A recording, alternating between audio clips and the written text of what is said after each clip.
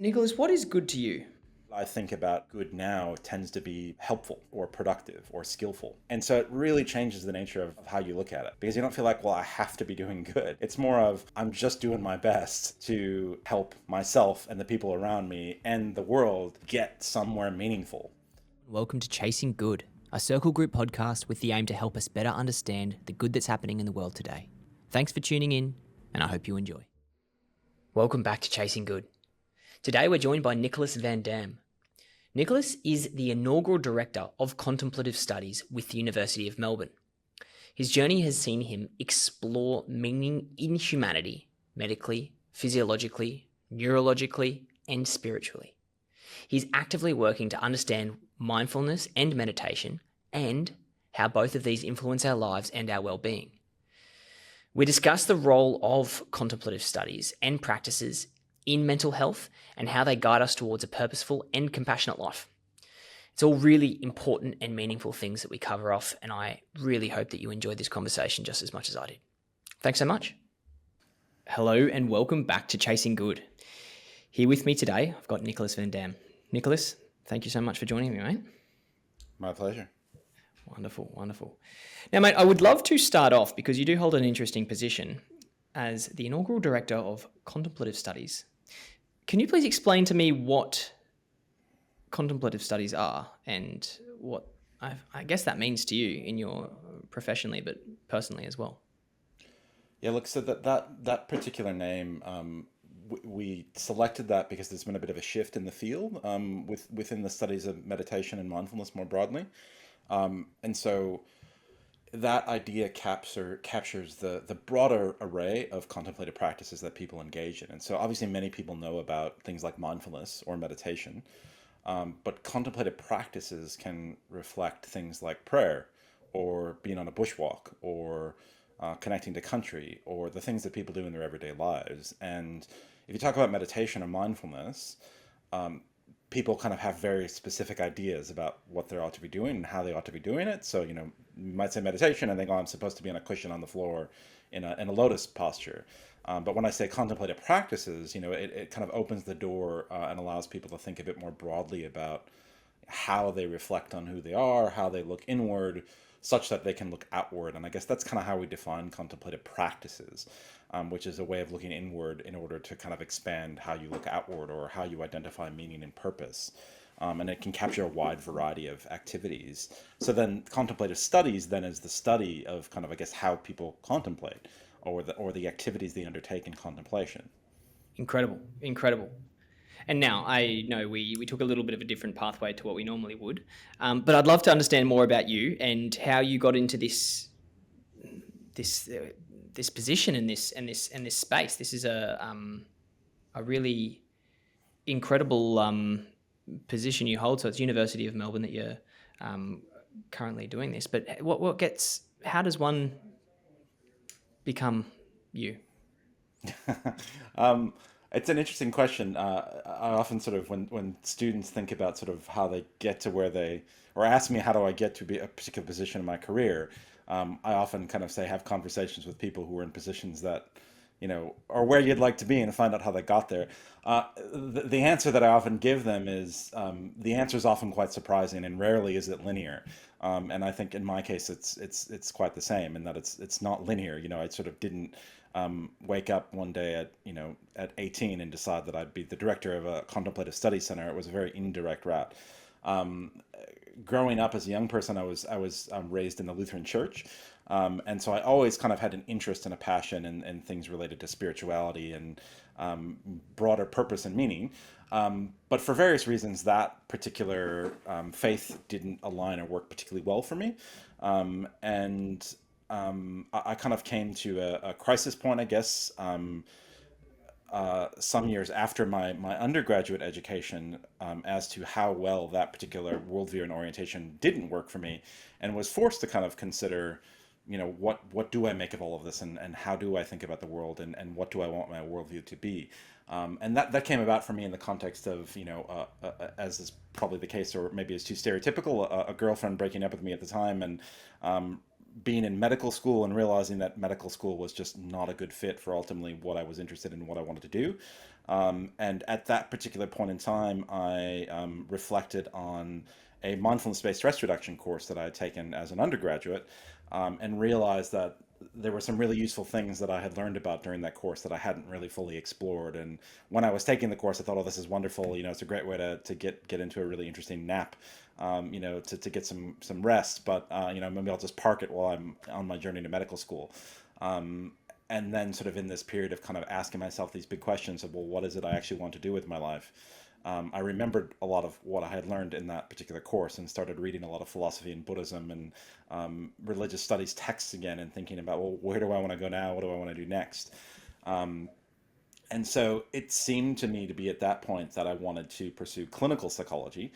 And it was partially because I was orienting myself in medical school and medical studies towards the brain and kind of working with people in a neurological or a psychiatric setting. So very much around how do we help or fix people's brain or brains, I should say. And I observed a clinical psychologist when I was in medical school and sort of saw that, well, it was actually in conversation, in being with other people, that I saw this kind of glimmer of what I really wanted to do with my life, or what I thought I wanted to do with my life. So that led me to graduate school, and a PhD in clinical psychology. And during my PhD, I studied mindfulness-based interventions and how we might apply them to people struggling with anxiety and depression. And I saw a lot of promise there, but I also saw a number of challenges in terms of how we research mindfulness and how we research meditation and how we deliver these practices and how we consider the worldviews, or fail to consider the worldviews that are behind these practices. And that carried with me sort of in my years as I continued studied and moved on into academic positions. And I sort of did a brief stint where I really thought, I went back again to the brain and thinking we really needed to understand the brain. And so I tried to study that for a while, and again was a bit disappointed and felt like I came up a bit empty-handed, and that I wasn't quite doing or offering the help to people that I really wanted to be. And all of this kind of culminated in the midst of the pandemic, with a period where I was, as many people were, personally struggling, and found myself back on a cushion, and doing a regular daily meditation practice, and just really feeling as if that was what I needed, and that was kind of the thing that ultimately got me back to a good point. And it was in the midst of that I started having conversations with a potential donor, and Mr. Martin Hosking, who ultimately agreed to support the center at the University of Melbourne. And it was a fascinating series of conversations, because we effectively agreed that not only did Australia at the time sort of not really have a center that people could go to for information about what are these practices, how do you try them out, how do you cut through all of the tricky, difficult information and misinformation and combinations thereof out there. But also there just wasn't enough research going on the different forms and types of contemplative practices. And so that was really kind of how we got to the center. And I guess I got to direct it, I guess, because I had the idea and sort of approached it, at the right point in the right time, and was in the right place. And I guess I'll just say one more thing that I found really fascinating, and I still found really fascinating and inspiring, that I think in his incredible generosity and kindness, but also in his wisdom, Martin, one of the comments that he made when he gave us the money, the reason why he gave us the money for this and not something else. And he often got asked, well, why give money to something like this, to meditation, to mindfulness, to prayer, to these kinds of things, when there's so much going on in the world. The world is potentially in a lot of trouble in a lot of different ways. So why give money to this? And his answer was that it's not that we don't have the solution to our problems as a species. Humans have answers. We know how to address the climate crisis. We know how to deal with political unrest. The problem is we lack the will. We lack the ability, the motivation to actually look inside and to sit with uncomfortable feelings in the room with each other and just really talk it out and really understand how it is we feel and how other people feel. And his position was very much, that he knows of nothing better than contemplative practices to really create not only the will, but the ability to be present and to hear other people. And so that's why the center got up and running. Incredible, mate. Incredible. And, having that idea, turning it into a into a reality. Obviously, there's support along the way, but I don't think anyone would be under the illusion that there's quite a lot of hard work and speed bumps and roadblocks and difficult pathways and conversations and situations to work your way through. So power to you, mate, because it's such an important thing. It is such an important thing. You mentioned earlier, talking just with regards to you going from I guess, the neurological studies into the psychology-based studies and the connection. And there is a fair bit of research that talks about the connection between the two and the benefits of mindfulness. What were some of the, obviously it sounds like it didn't necessarily give you all the answers you were looking for, but did it give you any answers? Yeah, it did give me some, and I think that's not to say that those studies are without benefit or without merit. I think they do answer some particular questions. I think for me the issue was they didn't answer the questions I had, and for me the questions were really big questions around, what are we doing here? What's it all about? Where do we want to go? How do we decide what, as the podcast, what's good, what's meaningful, how do we decide sort of what the correct or the right thing or the good thing to do is. I'm not really sure that sort of looking at the brain can give us answers to those kinds of questions. But we have learned an incredible amount as a result of studying the brain as to why people behave the way they do and sort of how they implement those behaviors. And we've learned a lot about what mindfulness and meditation practices can do, and how they can impact the individual. And I think one of the reasons that meditation is now taken seriously and mindfulness programs are taken seriously is by and large part due to the fact that there have been these amazing neuroscientific studies demonstrating that periods of practicing mindfulness meditation in particular, but other forms of meditation as well, can result in pretty significant and quite meaningful changes to the brain. Some of the questions that I often raise when it comes to these studies and people who use those approaches, though, is, we don't really know to what extent the results are specific to mindfulness or meditation, which is not to say that the results aren't there and that we're not witnessing some change that is probably due to meditation. But the question that often raises, but do you have to do meditation to get those benefits? And one of the reasons I ask that question is that, when you compare long-term practicing monastics, for example, to other people, and that's the challenge always, is who are these other people to which you compare the monastics, right? So you get, a 60 or a 70-year-old monk who's lived his life as a monk for that long period of time and, has 2 pairs of sandals, 2 robes, and that's it, basically. That's all that individual sort of may have to their name, and that's part of the vows that they take, right? And so the question then is, well, to what extent is it the meditation practice that they undertake versus the lifestyle, right? So you live in solitude, or spend a lot of time in solitude, I should say. You're often vegetarian. You've committed your life to some higher purpose. And you spend a lot of your time and your energy sort of focused on that purpose. And, you don't necessarily have to worry about paying taxes or how to handle income and, whether you should buy, an iPhone, versus an Android or, a lot of those decisions are just made for you because of the nature of what you do. So there is some fundamentally interesting questions then about, well, is it that lifestyle leads to interesting changes in the brain versus is it the meditation specifically? And that's something that we haven't necessarily pinned down. Likewise, we know the brain is changing all the time with all kinds of different activities, whether it be learning a new language, learning how to navigate a new town or city, learning a new skill or a new game. All of these things change the brain. So the results of the changes that we see in the brain are there as a result of meditation. It is absolutely changing the brain, but just about everything you do changes the brain. So the question sort of is, are the changes that you want in your brain or that we observe in your brain as a result of meditation, is that the only way you can get there? And the reason why that's important to me is that if we start drawing lines between meditation and mental health or wellness or illness even, many people may make the claim that, well, this is the solution. Meditation is the solution. And so I think anytime we start getting to that point of arguing, well, this is the solution, then you need to know that there's a clear line that this is the thing you want to be doing. And my conclusion personally is that we can draw very few of those lines when we study mental health. That there's very little evidence that any one thing kind of definitively solves these problems. It's very interesting you say that. And so I've probably maintained a relatively consistent meditation practice. I try to do it every day for about 18 months now, and it's been one of the best decisions I suppose I ever could have done. And I have also in that time, but more recently, become a lot more consistent with the exercise that I've been doing.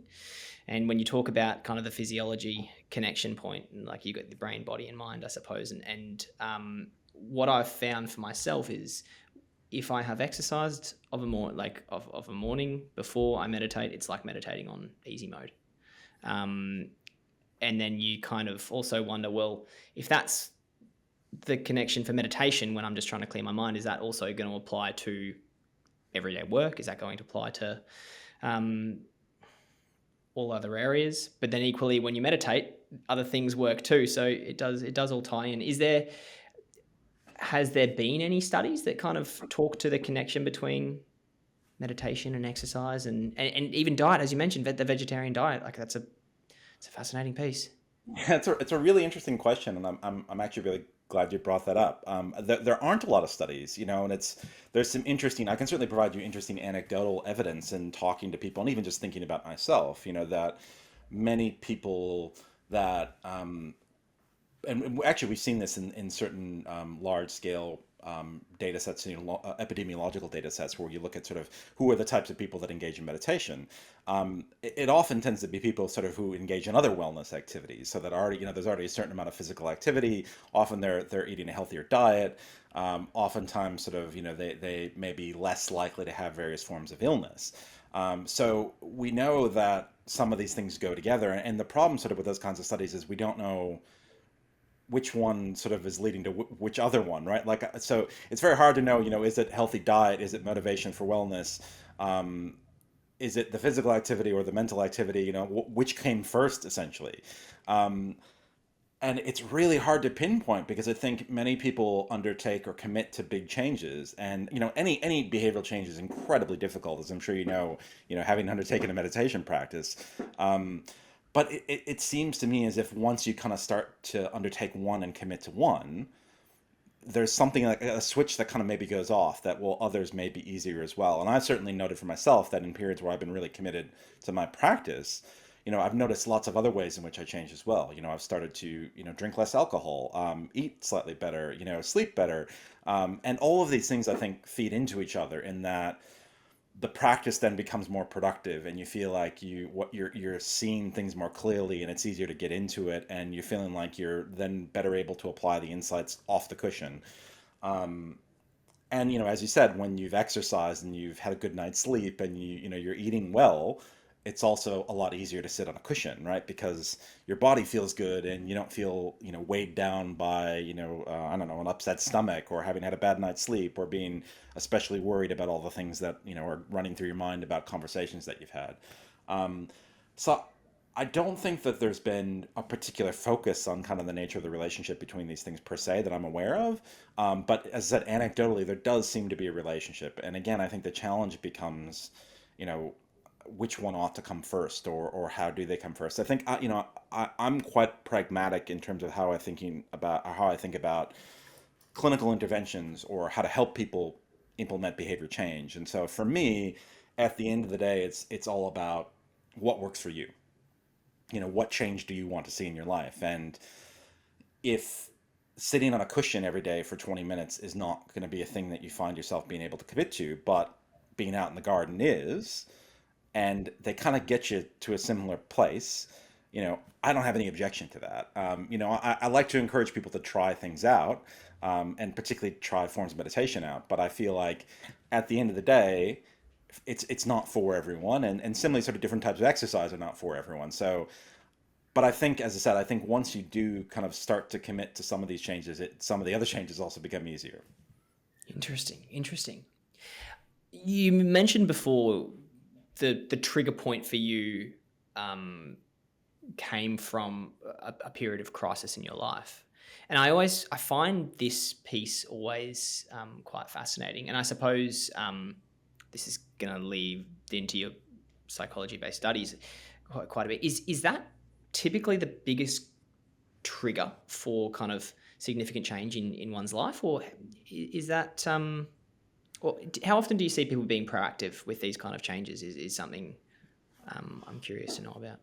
Yeah, look, I mean, I think one thing we do know, right? I mean, so there's interesting research around, and a psychologist named Ed Diener talked about the idea of a set point, a happiness set point, right? And it's sort of this idea that basically, however kind of optimistic or pessimistic or grumpy or happy, good-natured we are, is kind of fixed, which is to say, throughout the majority of your life, whatever that kind of demeanor is and kind of however happy you are on average is probably how happy you're going to be for most of your life.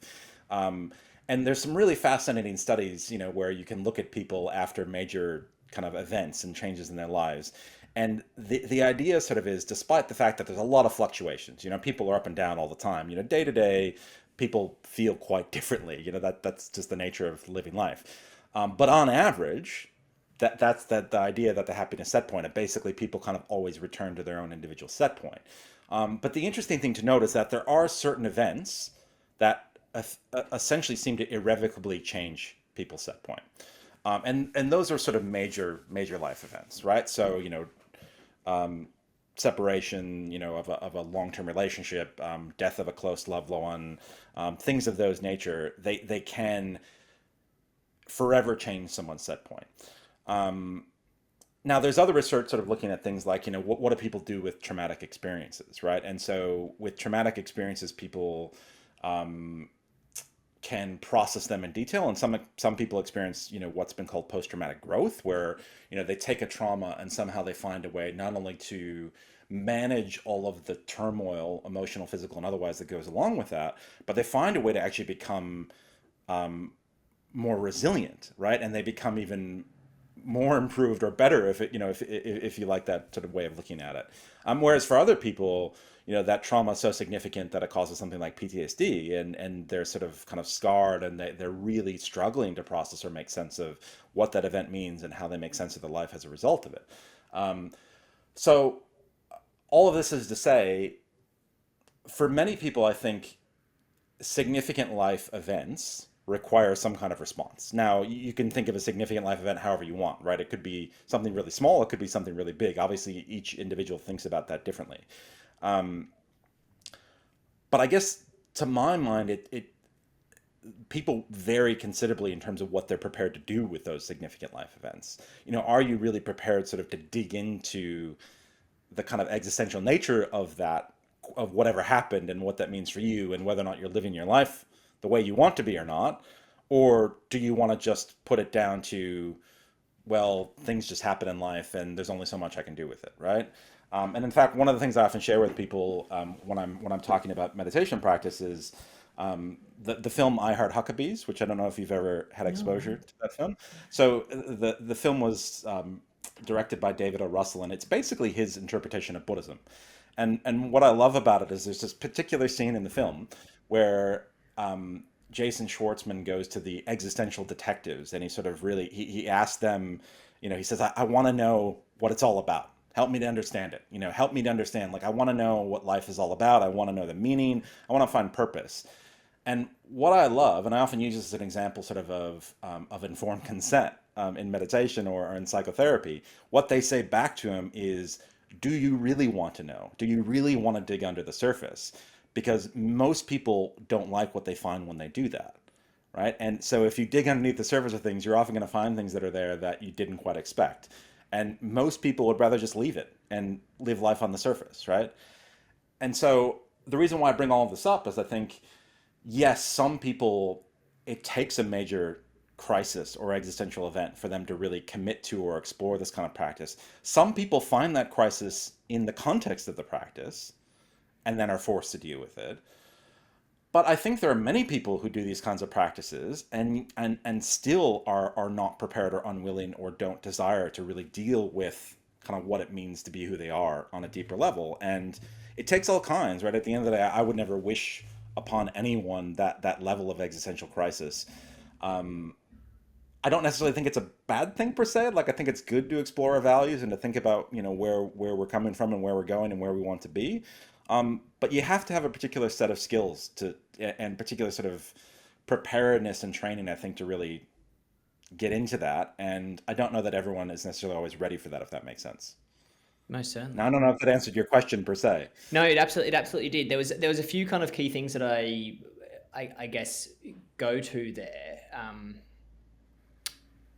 It was interesting, I suppose, to mostly to note, not necessarily to discuss, but to note. It was interesting talking about, obviously we've got the crisis triggers, but there's, comparing the positive to the negative trigger events. So um, things like childbirth, things like falling in love, those kind of triggers.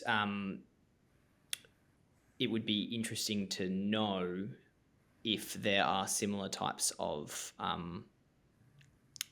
habitual or spiritual or even these existential adjustments or changes that we perceive through those types of events too. Um, do you know much on that? Is there much research or, I guess, data, or even can you trace that kind of? I mean, you could. I don't know really whether or not I'm not aware of anyone having done that. I think the challenge of it is that it's very subjective, Yeah, and so, absolutely. what we're talking about sort of is something that is down to your individual experience, right? And so I think the challenge of that may be for you, the birth of your child may be a game changer, right? I mean, I know for me it was. I have one son who's 8 years old, and sort of, when he was born, the way that I thought about the world and looked at it was just instantly changed, right? Like it was just like that. All of a sudden, what my life was about, how I thought about what I needed to do, just instantly switch. It's like, oh my God, now the world is about looking after this small creature and making sure he has everything he needs and that he has, the support and the love and everything that will allow him to make his way through this world. And so my own kind of well-being, it's not that I stopped caring about it. Obviously, that was important in as much as sort of I needed to make sure he had what he needed, but it sort of just all of a sudden dropped a tier. And so, but that's quite subjective, right? And I think sort of like that dramatic level of a shift. And I'm not necessarily saying, if you're a second child, that you're not as important as the first. But I suspect sort of, if you are the second child, and as a parent who, I only have one, so I can't say, but I imagine sort of that the level of change that you experience is probably not as pronounced, right? Because if you've already had that shift, you can't have it again. So I think that's the problem is sort of because it's so subjective, I think it's very hard to make it objective. It's very hard to say, okay, well, when people have children, they change the way they see the world, or when people get married or find their, significant other, or, make a major career change, or take on a new commitment to a fundamental role, like, I don't know, becoming ordained, or, finding their true calling or whatever. I think because it's so subjective, it makes it particularly difficult to study scientifically or empirically because, what for some people is profound and utterly life transforming, for other people may be utterly mundane. Amazing. Yes, that's so fair. So fair. And it's interesting as well. I mean, talking about I imagine this would possibly be a barrier, but a very interesting consideration for you researching these things, just and coming from a technology perspective, the data sets that you look at typically being subjective from a psychology base. How do you differentiate different data sets to learn from? Is it all based off averages, off like larger quantities of people, or how do you try and I mean, I find would say that? it's a significant challenge, right? I mean, and this is sort of the way that when you think about clinical trials, right, and when the majority of clinical trials are based on the arithmetic mean, the average, So when we say something works as a result of a clinical trial, if I say an antidepressant works to help people through a bout of depression, what we typically mean is that on the average, the average result of that study was such that whoever got the antidepressant, was a certain number of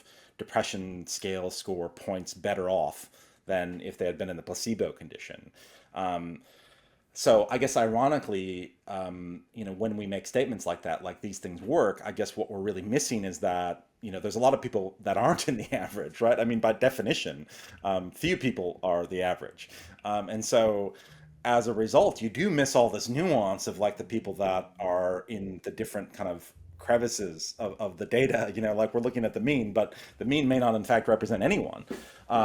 So it What an becomes really interesting challenging, I thought. guess, then to kind of think about how we understand or make sense of what these experiences mean to individuals, while also kind of employing empirical rigor in going, well, does it actually work? Does it actually make a difference, or is it all placebo or expectation?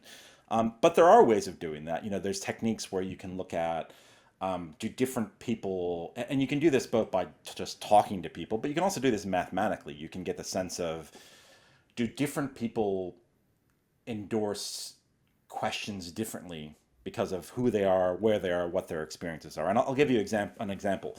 Um, on a common depression measure, we ask about the idea of emptiness, right? So do you feel empty? And most people would hear that, I think, your average punter, and say, okay, well, yes, empty. If I say, yes, my life feels very empty, they go, well, it's meaningless, and that's not a good thing, right? I don't want my life to be empty. But a colleague and I were doing some work trying to assess the socio and emotional well-being of monastics. And we gave them this measure. And one of the monks came up to me afterward and said, okay, here's this item here about how empty I feel my life is. And one of the core tenets of beliefs to which I adhere is that life is actually empty of inherent meaning, which is to say, meaning is something that we as humans allocate to things. It's not, there's no inherent meaning in something, right? We decide whether or not something is meaningful. And so I think life is meaningless or empty, right? In a fundamental sense. But I think you're just asking me whether or not I'm depressed, and I'm not depressed. So I don't know how to answer your question, because I want to say I strongly agree with the statement that life is empty, but I'm not depressed. And I think what you really want to know is that I'm depressed. So there are ways in which we can do statistical analyses and go, okay, well, is the reason why you're giving me the answer you're giving me because you happen to be someone who holds to this view of life being empty, or is it because you're actually really depressed? And so, although we don't regularly employ these kinds of techniques, we do have them available to us. But I think it often requires us to be very astute and very careful when we look at our data, because I think there is a tendency often to say we need to adhere to this principle of saying, is the average better in this group than in this group? And sometimes we miss the fact that maybe the thing that's actually driving it is not the thing that we wanted it to be. Incredible. On the data point, is there, I mean, as with the kind of acceleration of kind of wearable technologies and heart rate monitors and HRV and your Garmin's and your Whoops and your Auras and the rest of the world, is there accessible data that you can access to learn from in those kind of states? And this kind of, I guess, touches back onto the physiology piece when you're looking. Is there studies on such things there? There are studies on these things. Again, they're often quite messy in the sense that they don't necessarily, they're not you're not always tracking, I think, what we'd like to say you're tracking. So, you know, people have all kinds of changes in their physiology as a result of a practice like meditation. Your respiration rate tends to change. Your pulse changes. Your blood flow, your resting heart rate, all kinds of things might change. How much of that sort of is due to something specific about the meditation practice that you're undertaking versus the fact that you just allocate a certain amount of time every day to sitting quietly, or the things that you mentioned earlier, actually as a result of your meditation practice, you're also eating healthier and you're also getting more exercise, and you're also getting a better night's sleep. It becomes very challenging for us to tease out what's actually caused the change.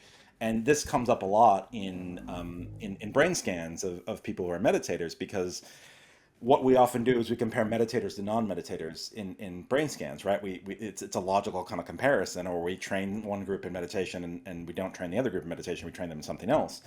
The challenge then becomes, well, let's just take MRIs. I don't know if you've ever had one, but they're loud, noisy machines, right? Now, if you put a meditator in MRI and you basically just say, just lie still and do nothing, they're probably going to start meditating, because it sort of feels like, well, what else am I going to do while I'm in here? I could try and have a nap, but it's pretty loud and unpleasant. So, the best thing that seems like I could do with my time here is just focus on my breath and, kind of close my eyes and just watch what's happening. So they'll probably start meditating. And as a result of that meditation practice, their respiration is probably going to slow down. And that all of these things are going to impact subtle things like head movement, and so a small head movement when you're scanning someone's brain makes a big difference in terms of your estimates of their brain activity. And so a non-meditator, in contrast, may not engage in that meditation practice, right? So they might start worrying, or they might start ruminating, or they might start thinking about whatever they're going to have for lunch, or when the procedure is going to be over, or they might start doing, I don't know, mental arithmetic or whatever. And so the changes that we then observe may look different for slightly different reasons than we'd like them to. So that's not to say that all of this technology is not helpful. I think the key for me is whether or not we are chasing the result, so to speak, right? So it can be really useful, I guess, to have this technology and go, okay, I notice when I'm meditating that my respiration, that my pulse, that these things tend to drop and that I get a better night's sleep or whatever. The problem, I think, comes in when you link the practice to that result and you go, if I don't do it right, I don't get this result. And so then you're starting to go, well, meditation is meant to calm me. And you have what you think is quote unquote a bad meditation. And you go, I don't feel calm. I'm doing this really wrong. I don't feel relaxed at all. Maybe I'm not having that good night's sleep. And I think this happens to a lot of people. Certainly it happens to a lot of people I talk to, particularly beginners. The description or the characterization of meditation is it's calming, it's relaxing, it helps you focus. And many people sit down and they try it and go, it's anything but that. It's frustrating. My mind's all over the place. I'm so distracted. It's not for me. I can't do it right. And I think what I often say to them is, no, that's just having a brain and a mind, right? Like that's what it's like. Everybody is like that at some point in time. Even if you are someone who's practiced for an incredibly long time, you're still going to have days where you're distracted, you're not focused, it's hard. And my personal opinion is that those days are actually a lot more productive than the days where you sit down and you feel really good, right? Because you're actually learning something about yourself. The days where you sit down and you feel really good, it feels nice, it's a great experience, but you don't necessarily learn anything about yourself. Whereas the days when those kinds of things happen, you go, wow, I got really caught up on, that one phrase that someone used to describe me, in that meeting, right? Like, I can't get over the fact that, Bob mentioned this one thing about me, and, it was a 2-second thing in an hour-long meeting, and I'm still here, 3 days later thinking about that one statement, right? Why? Like, why am I so fixated on that? You've just completely flipped the measure for me. Thank you, because that's really great context to have. That because I do kick myself when I have a less the mindset of that's actually a productive meditation is a really good. Just ask those why questions at the end of that.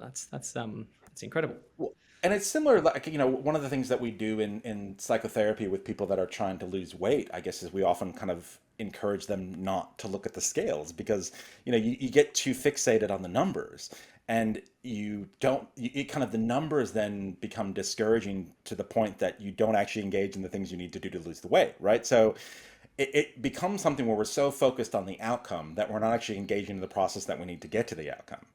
And so I guess that's the reason kind of why to go, well, you just sit there and you do it and you see what happens, right? And if you happen to get the outcome, that's wonderful, but you have to, I guess, know in advance that that's the nature of this kind of practice, or the nature of any kind of behavioral commitment or behavior change is such that you're never always going to get the outcome you wanted. And that's just part of the way that this works, right? And so if you go into it with the intention to commit in a particular way, but also just knowing, hey, I'm just here to see what happens. And if what I experience is good, relaxing, calming, great. But if it's not, that's okay too. And it really changes the experience, right? Because the bad experience then doesn't become something that you just get caught up in and you dwell on and you go, this is the worst meditation I've had in years. I don't know what's wrong with me. I can't do this. You go, wow, this is interesting. Why am I stuck? Like, what am I doing? That actually makes it a little bit easier to let go. Because if you're not so fixated on the fact that you're meant to be focused or you're meant to be, aware of every breath, it actually, you in a way, sort of by definition, you now have permission to go, this is kind of weird. I haven't had a sit in a while where I've been this distracted. Okay, so what? Like, no big deal, right? I'm just here to see what happens. What's happening is I'm agitated. Replace that agitation with curiosity. It's Absolutely. Yeah, no, incredible. Now, in a previous conversation, we were able to dive into the connection between kind of spirituality and mental health, and how that has changed in recent years with the rise of kind of the mental health um, epidemic, some might call it, and or mental illness epidemic, or and it really struck me as a fascinating conversation that I'd love to dive into a little bit deeper as well, because I have, personally, having grown up as someone who was quite religious, and probably now classify myself more as a spiritual agnostic type, than anything, or one that identifies with a particular religion. Grateful for those experiences and opportunities, and for the lessons and learnings and ethics that I got from those. But I find it fascinating, the and uncanny, that there's been a rise in this over the last decade, particularly where we've seen a drastic decrease potentially particularly in the West, with I suppose religious popularity in the mainstream, and at the same time we've seen some pretty significant rises in mental health. Can we talk about the connection there, and what you've found? And Yeah, it's hard to say sort of to what extent there is a connection. It sort of feels like we can observe these trends alongside each other, and it's hard kind of not to infer that there might be some relationship.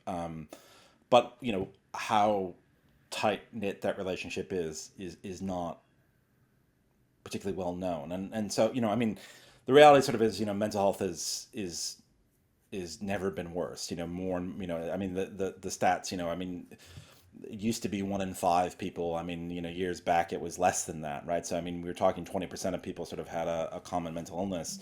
I hear stats sort of in recent surveys, some that's like as high as 1 in 3 people are struggling with mental illness. So these things are more common than they used to be. People are, particularly anxiety, depression, things like that. People are struggling with these things. At the same time, we also know that a bigger and bigger proportion of the population is spiritual but not religious. And so there's these kind of interesting patterns and trends. And I think, in talking to a lot of people, particularly in the last sort of few years, one of the challenges of the mental health crisis, I think, is that we talk a lot about how we need more services. We need more psychologists, we need more GPs, we need more psychiatrists. And we keep providing more of these things. But the problem continues to get worse. So something doesn't add up there, right? So if we continue to provide more providers, but the problem keeps getting worse, then somehow we're not addressing the problem, right? I mean, and I guess at some point you have to step back and go, okay, well, there has to be an upper limit on how many people we can actually train to do this work. Like we can only train so many people to be these kinds of providers. And I can't help but wonder, I suppose, whether or not some of the issue that we're observing isn't more existential. So we see simultaneous rises in things like loneliness or people feeling disconnected. Now, some people sort of would put these things down to social media use, or the way in which we no longer necessarily converse face to face. We're on our phones or we're on our computers or whatever, as opposed to in a pub having a conversation. The data doesn't necessarily support that. There certainly are some associations between social media and changes in the way that we just socialize in general. But people really sort of seem to be struggling with sense of meaning and purpose. And the way that I sort of have thought about it, or looked at, and it's particularly sort of along the lines of these conversations, is that many people made the shift from traditional institutional religion, so being affiliated with traditional religious institutions. That doesn't say all, right? There's still a pretty significant proportion of the population that would affiliate as religious and with a canonical kind of organization, the Catholic Church or something like that. But many people sort of reoriented themselves towards the secular and towards the scientific. And I think there was this sense among many people that the answers that they wanted to life's big questions could be explained in scientific reductionist terms. That if we just understood physics well enough, ultimately things would make sense.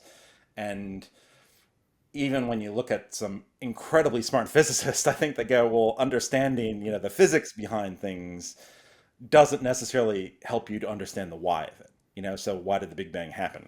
We don't really know. There's no explanation to that question. And so I guess my sense sort of is that many people, I think, thought that they would get the satisfaction from the kind of physical explanation of, well, how did life start, or how did we get where we are?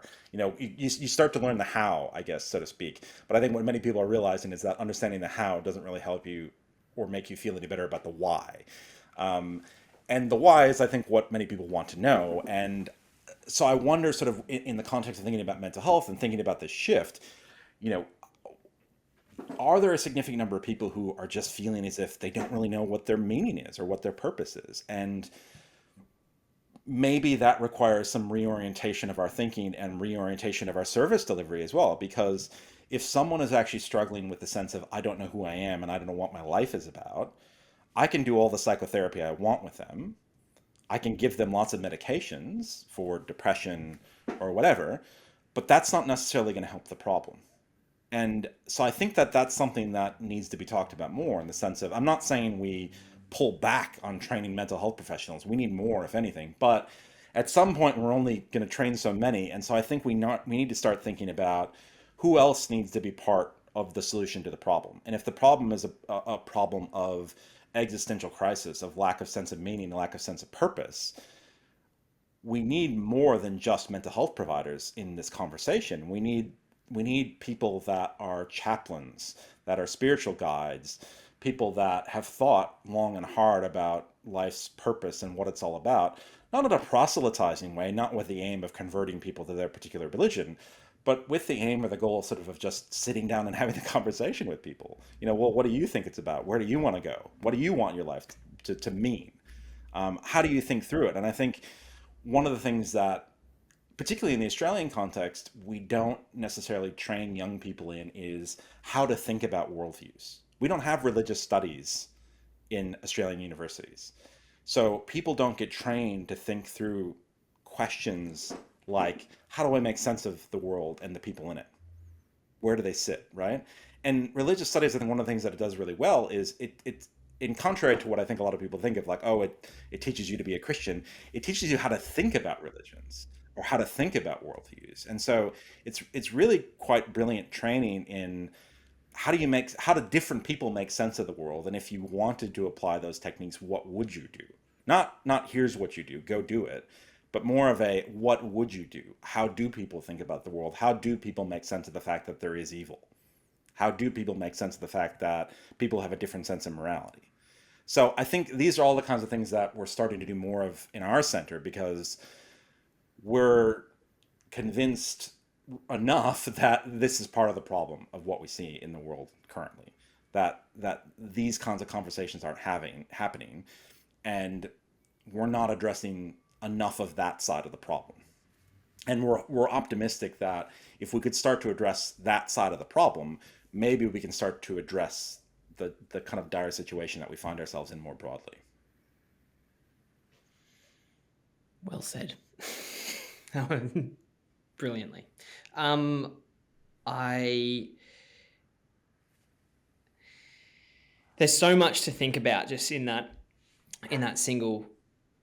But I suppose one of the theme that you've maintained within that entire with what you just said there is a real openness to learning, and then there wasn't a specific religion or a specific entity or ideology that was one of affiliation. It was actually just growth and learning. How can we take these? How can we talk to all people from all levels of consideration, all backgrounds, and ask them how they ask the questions? And that's such a beautiful, empathetic approach that doesn't, which I think we are really missing as a society. generally, from my perspective, I suppose. Which I suppose just reiterates the depth and importance of the work that you're doing, mate. Like what a wonderful thing to be able to wake up in the morning and know that this is what you're doing. Has this, out of curiosity, helped you on a day-to-day? So from a personal perspective, because this is very purpose-driven work, right? What you're doing, and there's huge quantities of intangible impact that you can make on a day-to-day basis just by the very nature of what you're doing, particularly given it's in we're talking about education here. Has this given you a different level of meaning and purpose in your day-to-day? Has it allowed you, and then I'm curious, I suppose, applying that to your kind of meditation practice, has that shifted how you meditate, what you consider, what you, like, all of these things? Yeah, look, I think I can answer that sort of in two ways, at least the first part of it. I don't know that it's necessarily given me new meaning or purpose, but it's given me a renewed, I guess, sense that I can have this orientation, or I can pursue this as a point of discussion in a university, in a public sphere, that it's acceptable and comfortable, and more than that, that people actually are really hungry for having these kinds of conversations. So there's something quite reassuring about that, that you can go into a room and you can raise these kinds of topics that historically have kind of been, these are the kinds of things we don't talk about in polite company. But in current times, it feels as if people really want to talk about these kinds of things. And they want to be able to talk about them in a way that is respectful and curious and open, and just want to understand and hear and learn from other people. So that feels really good. The other side of it that's really interesting and challenging is that this kind of work doesn't fit well in our kind of schemes for evaluating productivity or thinking about how do we go about our lives. So ironically, I suppose the very work that I'm undertaking, probably causes me more sleepless nights, because I'm often thinking, how do I translate the fact that I've gotten lots of people to think about something they never thought about before into a KPI, such that I can ensure that we're able to keep doing this. And I think that's the challenge, right? Sort of is finding that balance in oneself of going, okay, well, this work is wonderful and it's amazing and it's inspiring and people really want it, and they're getting a lot out of it. But you're still having to do it within this context of, a neoliberal capital society where, at the end of the day, you have certain KPIs and you have certain objectives and milestones that you have to meet. So how do you do that? And it's incredibly challenging, right? I think sort of finding ways of going, well, I really am trying or want to change the system from within the system, because if you're outside of it, you have no luck of changing it at all. So it's finding that sweet spot of that balance whereby you go, well, I need to be at the table as part of the conversation in order to have any hope at changing the way that we evaluate these things. But in order to do that, I also have to hit a certain number of targets or objectives in order for them to invite me to the conversation. So, as I said, ironically, I think if anything, it probably has led to me losing a bit more sleep and sort of, trying to reconcile these things a little bit more. In terms of my own practice, I'll say to be really honest, I had a period in my life where my house flooded, and there's nothing that mucks up routine than a major life change. And so since then, I've just really struggled to get back into the kind of rhythmic pattern of practice that I previously had. And so I think what I find now when I practice is that these kinds of big concerns and worries are there more and more prominently. And that doesn't mean I don't find benefit in it, but I think it's that challenge of sitting at the cushion sort of just for the sake of curiosity and just going, I want to know what's there and I'm just going to find out what's there. And, I can put aside my obligations and my roles and the definitions I have for myself and that others have for me. That's one thing, and it's beautiful. Knowing or thinking, I guess, that your practice is going to be for the benefit of all beings. Sometimes I think that part can get a little bit too onerous, where you're kind of like, well, I have to do this for the benefit of all beings, and if I don't do it, um, there will be detriment. People won't benefit from it, and so I think that's where sort of the reason or the motivation can actually work against what we as individuals want to get out of these practices, right? Which is to say, we can start to feel as if we don't do it, we won't be helping in the way that we're meant to help. And that can actually be counter inspirational, as it were, because you start to feel like you're obligated to do it as opposed to you want to do it because it's something that's meaningful and inspiring. So it really is. I find myself more and more playing with that give and take of let that just be a space where I get to be curious and play and leave those roles behind me, as opposed to a space that I have to bring in the commitment to doing something bigger or better than myself. I guess that's the beauty and the curse of responsibility when you're talking about impact, I suppose, in many ways. But incredible. Nicholas, what is good to you? So I tend to avoid thinking about it in black or white terms. And part of that is just that's how I was raised, that good was a moral good and that it was clear and articulated. And you knew good when you saw it. It was written on your heart, and it was in contrast to bad. And so the way that I think about good now tends to be more along the lines of sort of the Buddhist philosophy of helpful, right? Or productive or skillful. So skillful is the most commonly used term, but I like to think about it as helpful.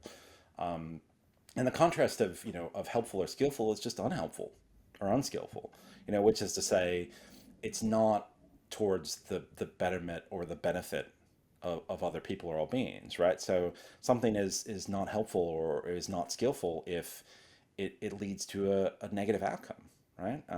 So it really softens this idea of good and bad, because you might find yourself in a particular situation where you're doing something that other people would say that's not good, but you go, well, that got someone to the table into a conversation that otherwise never would have been there. And so it really changes the nature of how you look at it, because you don't feel like, well, I have to be doing good. It's more of, I'm just doing my best to skillfully help myself and the people around me and the world get somewhere meaningful. And it's never going to be perfect, probably far from it, but hopefully we're all a little bit better off than where we started. I absolutely love that. I think that might be one of my favorite answers so far, actually. And it's interesting just how simple it is, because there's so many ways to there's so many nuances when it comes to good that you can get caught up in. And that's another beauty of religion and religious practice that we, I think, in modern day are forgetting is that these are religions. These are originally just thoughts that have been considered very deeply by very many people for a very long time. And this simple measure of calling good helpful, what a beautiful way to define it. Before we finish up, because you do hold a unique context into the I suppose the sphere of contemplative studies. I'd love to be able to pick your brains or understand some resources or tips or books or anything like that you would recommend for our listeners to access and to even if it's just to dip the toes or to have a look. Do you have anything that you would recommend, or what kind of helped you get into the swing of things to get a deeper understanding, to start asking those questions? Yeah, I mean, I think it really depends on what it is that people want. And I think the way that we approach this at the center is we really encourage people to think first and foremost about what they hope to get from any particular practice. Um, to really set aside some time to step back and to kind of go, okay, you want to take up a meditation practice, or you want to, I don't know, recommit to going to the temple or whatever, I mean, whatever it is, why do you want to do that? Like, figure that out first, because lots of times the motivation or the rationale may be at odds with, how the process best works. So if you really go, well, I want to learn how to meditate because you want to have better mental health, what you may realize is actually you need to see a psychologist or a therapist, right? I mean, maybe there's some deep-seated stuff there that you need to work through. And if you expose yourself to that by yourself on your own with nobody around to support you in it, that could be catastrophic. So, I often encourage people to sort of take a step back first before they really kind of commit themselves fully to any kind of practice. But also I think, to my mind, sort of there's no one resource or, thing that you can read or do kind of to really learn about these things, because it really just depends on, what you're interested in and what you want to learn. If you want to learn about sort of Buddhist philosophy, there's lots of wonderful books. If you want to learn about, Buddhist religions, there's lots of wonderful books. If you want to learn about the history of Christianity, there's amazing books. I mean, if you want to learn about Islam and what it has to say about contemporary life, there's amazing books. If you want to learn about the secular movement, and what that means and how there can be meaning and purpose of it, there's other interesting books. And in addition to books, there's podcasts and there's programs and there's courses and there's practices. So, I mean, this is one of the reasons why, we think of ourselves as playing the role that we do as a center, is because it is so challenging to figure out how to navigate this space, because we sit at a weird intersection of science and evidence, religion and spirituality, and wellness, right? And so you get this weird mix of stuff that it's very hard to know whether it's authentic, coming from a good place, whether it has evidence behind it, and whether it sort of is true to some kind of tradition, and it's not something that someone just made up on the weekend because they thought it sounded good together. So those are the kinds of things that I often am encouraging people to balance, and it kind of sits at the core of how we think about what we do at the center, right? Because we're looking for evidence, broadly speaking, we're looking for tradition, broadly speaking, and we're looking for that authenticity of a commitment to doing it for a particular reason. I think if you feel as if you know how to look for those things, then there's any variety of ways in which you can engage with different practices that are out in the world. The challenge really is, I guess, to be really frank, there's a lot of crap out there. There's a lot of guided meditations that are just based on absolutely nothing.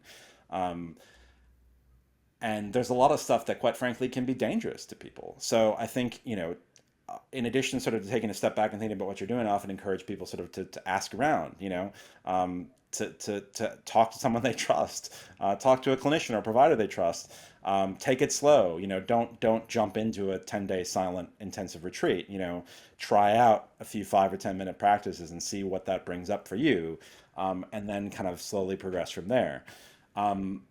But the other thing I often say sort of is, you don't necessarily have to pay for this stuff, right? And I think that's a really important one.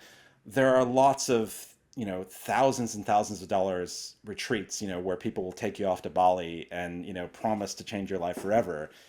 You can do that wherever you are with somebody who will charge you next to nothing. Like, they're going to charge you just what it costs for them to make sure they have food on their table or a roof over their heads.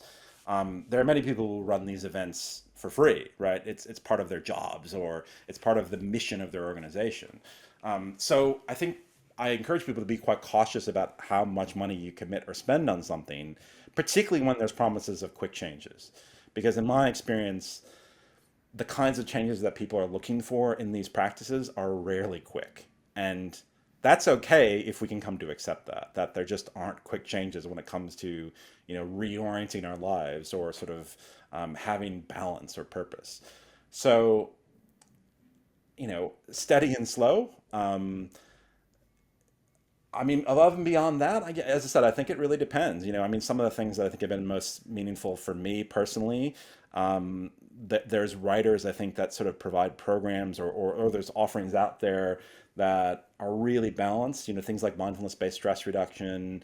The writings of Thich Nhat Hanh, I think a lot of people find, very accessible. People like Pema Chodron, Sharon Salzberg. That's just sort of within the, Buddhist and Buddhist adjacent space. You get some really nice, easy entries into different types of contemplative practices. And there's, variations and versions in other traditions of these things as well. But they aren't, the reality sort of is they're not as well developed. We've been having these kinds of conversations for a very long time within the sphere of sort of Buddhist meditation. But that space has not emerged in quite the same way in the kind of academic empirical sphere when it comes to a lot of other traditions. So we're not as far along that path in those other traditions as we are when it comes to sort of things that are Buddhist inspired per se. Amazing. So perhaps not a entirely satisfactory answer, but No. I guess the idea, rather than rush out and buy something or sign up for something, take a step back, think about what you want, and then kind of reach out or explore from there. It's actually the perfect answer, by the way. It would almost have been amiss for you to, considering your position and what you're representing. Think about it. Yes. Is what you're basically saying. This is why I haven't written a book, right? Because, I don't know what I would say that sort of, somebody hasn't said better than me. Oh, you're saying a lot very well, mate. If you write a book, I'll read it. Put it that way.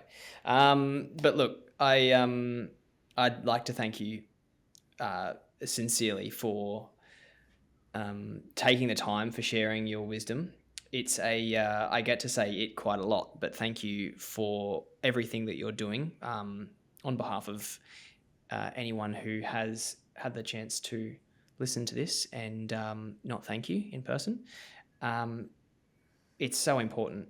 We need so many more. It's incredible. I also have to give a shout out to University of Melbourne and to the donor you mentioned before. Like what an incredible thing to get behind, and it needs to be everywhere. So yes, thank you for everything that you do. I wish you all of the best, mate, and I hope to keep in touch. Thank you.